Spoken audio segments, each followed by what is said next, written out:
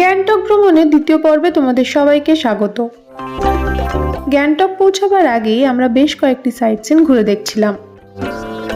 চলে এলাম পরবর্তী ডেস্টিনেশন নামগিল ইনস্টিটিউট অফ তিবেটোলজিতে। গ্যাংটকের দক্ষিণে দিওরালিতে এটি একটি মিউজিয়াম, যেখানে প্রায় 60টি পুরনো মনেস্ট্রির রেকর্ড সংরক্ষিত করে রাখা রয়েছে।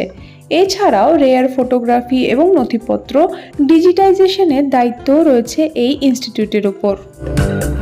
পুঁথিগুলো নিরাপত্তার কারণে এর ভেতরে ফটোগ্রাফি এবং ভিডিওগ্রাফি অ্যালাউ ছিল না।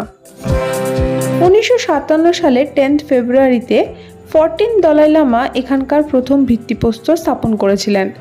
তারপর 1958 সালের 1 অক্টোবর তৎকালীন পিএম পণ্ডিত নেহেরু এটির উদ্বোধন করেছিলেন। তখন এর নাম ছিল সিকিম রিসার্চ ইনস্টিটিউট অফ তিবেটোলজি। পরবর্তীকালে স্যার তাশি নামগেল সিকিমের মহারাজা এর নাম পরিবর্তন করে নামগেল রিসার্চ ইনস্টিটিউট অফ তিবেটোলজি রাখেন। ইনস্টিটিউটের ঠিক পাশেই সিঁড়ি ধরে ওপরের দিকে কিছুটা উঠলে এই মনেস্ট্রিতে পৌঁছানো যায়। বেশ কয়েকটা সাদা সাদা চটেনযুক্ত এই মনেস্ট্রির পরিবেশ বেশ শান্তিপূর্ণ। গ্যাংটকে ঢোকার পূর্বেই যদি তোমরা রাংকা মনেস্ট্রি, পানঝাকরি ফলস এবং নামগ্যাল ইনস্টিটিউট অফ তিবেটোলজি এই 3টে জায়গা ঘুরে নাও, তাহলে অনেকটাই সাইট সিন কভার হয়ে যায়। হোটেলে পৌঁছে বেশ কিছুটা সময় রেস্ট নেওয়ার পর বিকেল 5টা নাগাদ চলে এসেছি এমজি মার্গ বা এমজি রোডে।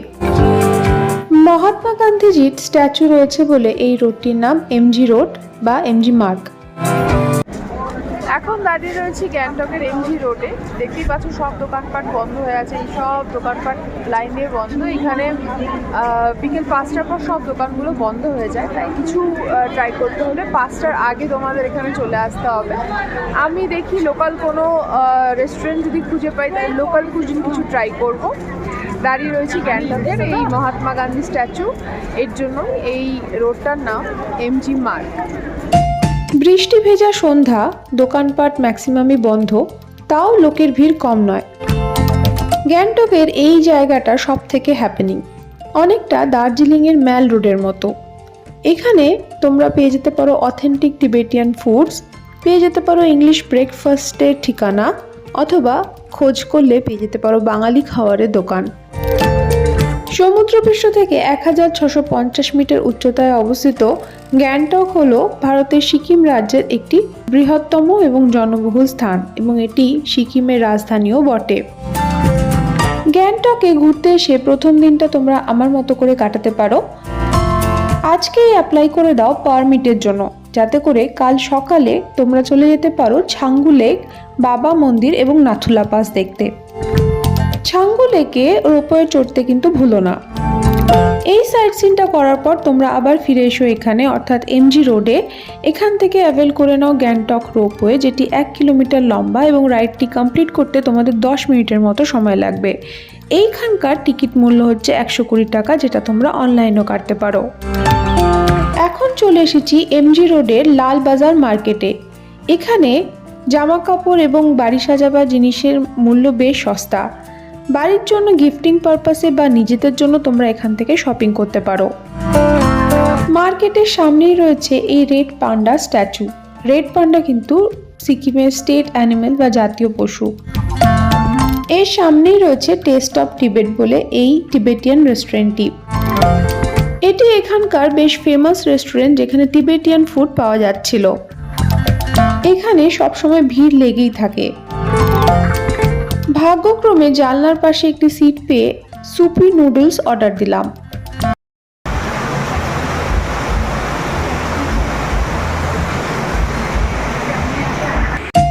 তুমুল বৃষ্টি এবং ঝোড়ো জলীয় ঠান্ডা হাওয়ার সাথে ধোঁয়া ওঠা এই সুপি নুডলস একদম জমে যাচ্ছিল।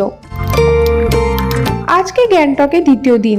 এখন বেলা 3টে বাজে এবং আমি রয়েছি এমজি মার্গে। মেডিকেল এমার্জেন্সি এসে যাওয়ার কারণে আমার গ্যাংটক আর ঘোরা হয়ে ওঠেনি। তবে তোমাদের সুবিধার জন্য গ্যাংটকে দ্বিতীয় দিনটা তোমরা কিভাবে কাটাবে তা আমি অলরেডি এক্সপ্লেন করেছি। 3 নম্বর দিনও যদি তোমরা গ্যাংটকে থাকো, তাহলে সেদিন তোমরা করে নিতে পারো গ্যাংটকের লোকাল সাইট সিন। এর মধ্যে তোমরা দেখে নিতে পারো Rumtek monastery, Enchey monastery, Gonjang monastery, flower exhibition shop, Tashi view point, Hanuman Tok এবং গণেশ টক। এই ড্রাগন ওয়াক হলো আরেকটি ফেমাস টিবেটিয়ান রেস্টুরেন্ট। এমজি রোডে তোমরা সবকিছু পেয়ে যাবে, তাই হোটেলটা এমজি রোডের কাছাকাছি নেওয়ার চেষ্টা করো। এখানে আপনা ধাবা বলে একটি রেস্টুরেন্টে তোমরা নর্থ ইন্ডিয়ান খাবার দাবার ট্রাই করতে পারো। পাহাড়ে বসে ইংলিশ ব্রেকফাস্ট ট্রাই করতে হলে চলে আসতে পারো ফ্রেশ বেকড ক্যাফেতে। আমার সাথে গ্যাংটক ঘুরতে তোমাদের কেমন লাগলো অবশ্যই কমেন্ট করে জানিও। ভালো লাগলে ভিডিওটাকে একটা লাইক করে দিও। ভিডিওটা ইনফরমেটিভ মনে হলে বন্ধুদের সাথে শেয়ারও করতে পারো। আর আমার চ্যানেলে নতুন হলে সাবস্ক্রাইব করতে ভুলো না। হাতে যদি বেশ কিছুদিন আরও সময় থাকে তাহলে গ্যাংটক থেকে চলে যেতে পারো সাউথ সিকিম, যেখানে ঘুরে দেখতে পারো নামচি, রাবাংলা এবং পেলিং। অথবা চলে যেতে পারো নর্থ সিকিমে, যেখানে ঘুরে দেখতে পারো Lachung, Yumthang valley, zero point, Lachen এবং গুরুদংবা লেক। এইসব জায়গাগুলো আপাতত আমি উইশ লিস্টে তুলে রাখলাম। এমজি মার্গে একদিকে যেমন ভালো Tibetan restaurant, Chinese restaurant, Nepali খাবার দাবার পাওয়া যাচ্ছিল, তেমনি আরেকটু ঘুরে দেখলে বাঙালি থালিও তোমরা পেয়ে যাবে। পরের দিন সকাল সকাল বাড়ি ফেরার পথ ধরলাম। গাড়ি ছুটে চলল শিলিগুড়ি জাংশনের দিকে। মেডিকেল এমার্জেন্সি পড়ে যাওয়ায় এই ট্রিপটা একটু অন্যরকম হলো, তবে এই ট্রিপটা থেকে অনেক কিছু শিখতে পারলাম। যেমন মেডিকেল ইন্স্যুরেন্সের কাগজের সফট কপি সবসময় ক্যারি করা উচিত। বিদেশ যাত্রা করলে আলাদা করে মেডিকেল ইন্স্যুরেন্স অবশ্যই করিয়ে নেওয়া উচিত। পাহাড় থেকে সমতলে নামার পথে রাস্তার ধারে স্থানীয় মানুষরা অনেক লোকাল জিনিস বিক্রি করে থাকেন। তার মধ্যে এই লোকাল ম্যান্দারিনের স্বাদ ছিল অপূর্ব। ছিল খাঁটি দুধ থেকে তৈরি ঘোল বা ছাঁচ। এছাড়াও ছিল স্থানীয় মানুষের হাতে বানানো এই নামকিনটা, যার নাম জেরো, আর এটাকে বলে খাবজে। ये क्या है? आपजे खाबजे, खाबजे और वो जेरो, ये सब जेरो है। এছাড়াও রাখা ছিল স্থানীয় ডাল জাতীয় শস্য এবং বিভিন্ন ধরনের মশলাপাতি। এটা হচ্ছে সিকিমের ফেমাস সেল রুটি।